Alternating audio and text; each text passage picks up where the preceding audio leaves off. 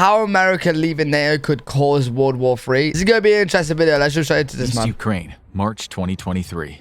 Anton huffed and puffed, reaching the truck a second before the driver threw it into gear, hauling himself up in the back just in time. All around him, similar trucks were already in motion or waiting with idling engines, their drivers yelling at the rushing soldiers to hurry up and load in. As if to punctuate the point, there was a high-pitched whine in the distance, followed by an explosive blast. Russian artillery was in range and opening up. This wasn't the first time he had to retreat during the course of the 13-month war for his country, but this was perhaps the most painful retreat. For over a year, Ukraine and Russia had slugged it out in a bloody battle for eastern Ukraine. Both sides had advanced and retreated under the weight of each other's offensives. Toward the end of last summer, though, Ukraine had made its greatest gains, liberating the city of Kherson in late September. It felt as if the tide of the war had finally shifted. And then the U.S. midterm elections came around. In a wholly unprecedented turn of events, a slew of isolationist politicians had been voted into office. The House of Representatives had quickly put forth a measure to end U.S. membership in the North Atlantic Treaty Organization, believing it to be a waste of resources when a real threat to America was in the Pacific, namely China. There we go. Right, so if this were to happen, you know, America, you know, the president and everyone in charge get persuaded on to leave NATO because NATO membership is draining our resources. Pressure on the Senate led to landmark legislature, and with the stroke of a pen, the United States was no longer a member of NATO. This had direct implications for Ukraine's war against Russia. With no more investment in Europe, the United States was no longer as interested in hemming in Russian aggression, and thus funding for the Ukrainian armed forces quickly dried up. Along with the money came an end to millions of rounds of ammunition, HARM anti-radar missiles, new artillery, and of course, the vaunted HIMARS system, which had enabled Ukraine's first and only major offensive at the end of August last year. Ukraine was now a European problem, and Europe's support for the Ukrainian armed forces was a fraction of what it had enjoyed from the United States. The new slew of American politicians represented a shift in attitude from the American taxpayers. Russia was Europe's problem. Problem is, Europe was ill-prepared to deal with the problem, and Anton and his comrades were suffering for it. It was hard to tell which had been the most devastating for his country's war effort, the lack of direct material support or the lack of intelligence support. Before, his country had enjoyed the wealth of information offered by America's vast intelligence gathering apparatus. It will be a struggle. Everything from human intelligence sources to satellite and electronic intercepts, all of it feeding targeting data to eliminate Russian VIPs and intelligence preventing Russian surprise assaults or reinforcements. Ukraine had enjoyed a nearly real-time view on Russian movements. Now that intelligence was reduced to a trickle, the army was largely fighting blind. But the lack of material support hurt too. Surviving HIMARS units no longer had ammunition, and work was being done to try to convert them to fire more available and less capable unguided rocket munitions. The supply of manned portable air defense weapons had all but evaporated. The thing is though, like, America leaving there, I know this is going to impact like Ukraine a lot, like if it were to happen. But is America the main source for Ukraine's weapons and stuff? I'm sure NATO could also provide Ukraine a lot of resources. Keeping the frontline troops vulnerable to air attack as they once were at the start of the war.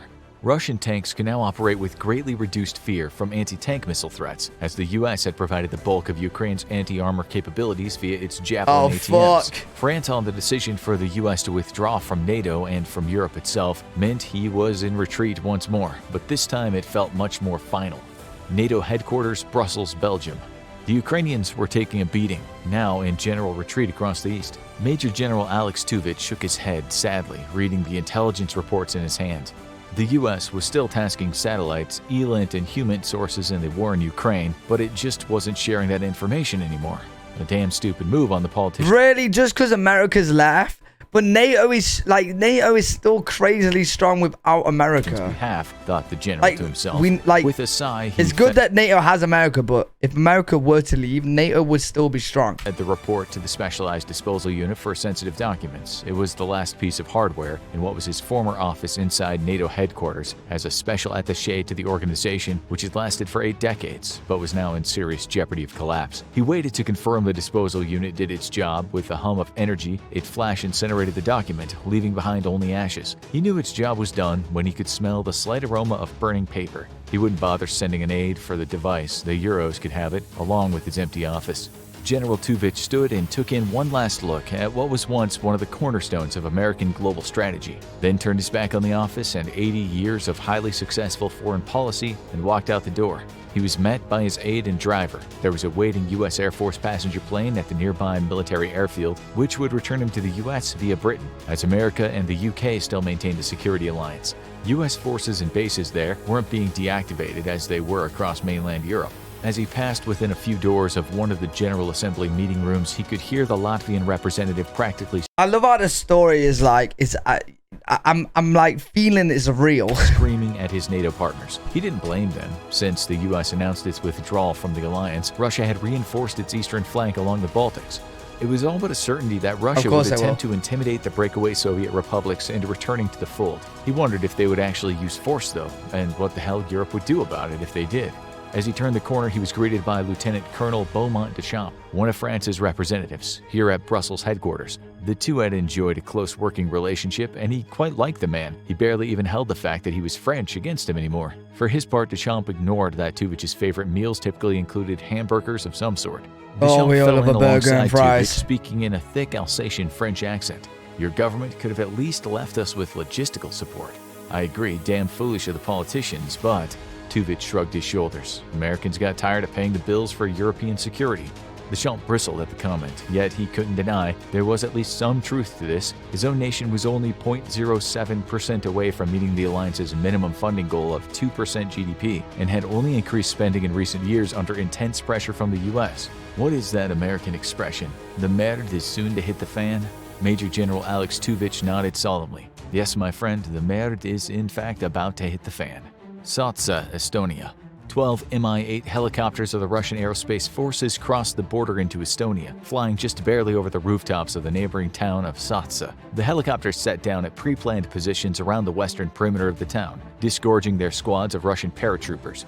A few minutes later, a force of Russian T-90s and BTR-80s overran the border police checkpoint, smashing through the flimsy wooden barricade. There was a brief exchange of gunfire with some Estonian border troops, but within 6 hours, the small town was firmly under the control of the Russian military. From the town square, the Russians had hung their country's flag. In 6 hours, you sure? Downing Street, United Kingdom.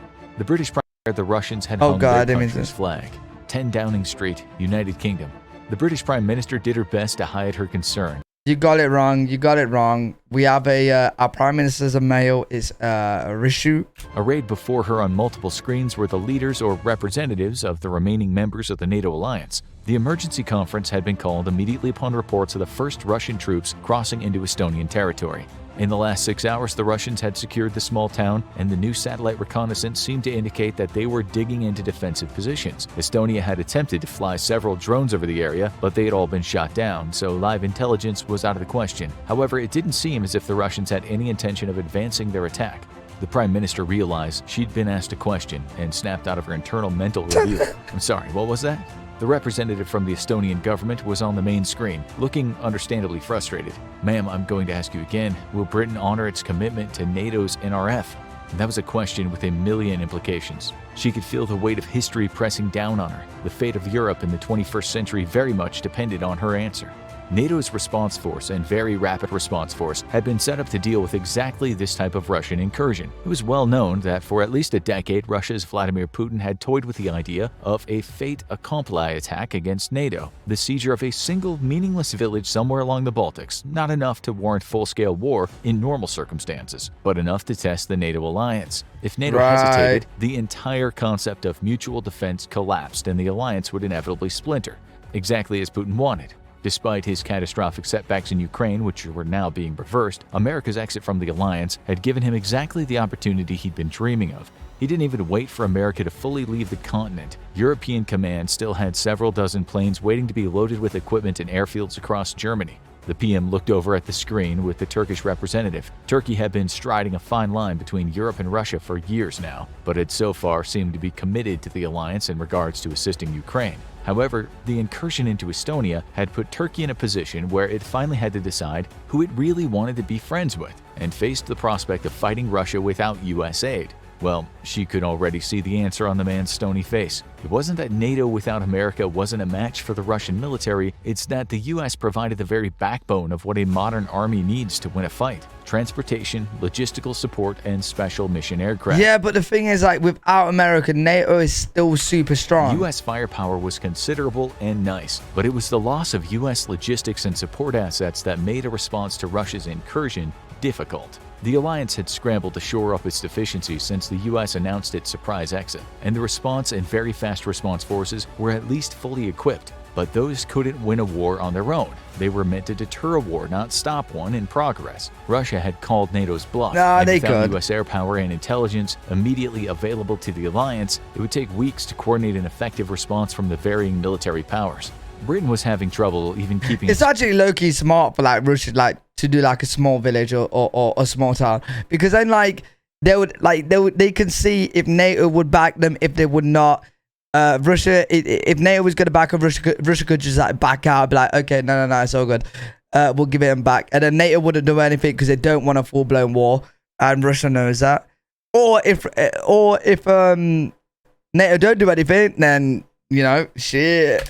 Current ships fully manned, and had already cannibalized a few vessels of their crews in the last 10 years just to keep others operational. Germany struggled to fully equip its commitment to NATO's response force, having to borrow equipment from other units to do so, and its air force hadn't been considered fully ready for combat for years now due to maintenance and logistical problems. She scanned the faces of the NATO representatives on the screens before her. The French president had a grim but determined look on his face. He had already pledged French support for the NRF, and then again, of course he did.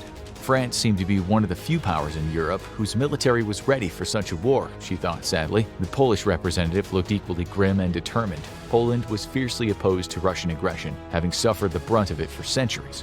One of her American military contacts had lamented that leaving Poland had, for the US military, like been leaving a dear friend behind in a bad situation. But other faces she looked at didn't share the same hardened resolve. Turkey, Hungary, Finland, and Sweden, the two newest members who had confidently joined the alliance after the invasion of Ukraine, didn't look ready to honor their commitment to NATO's NRF.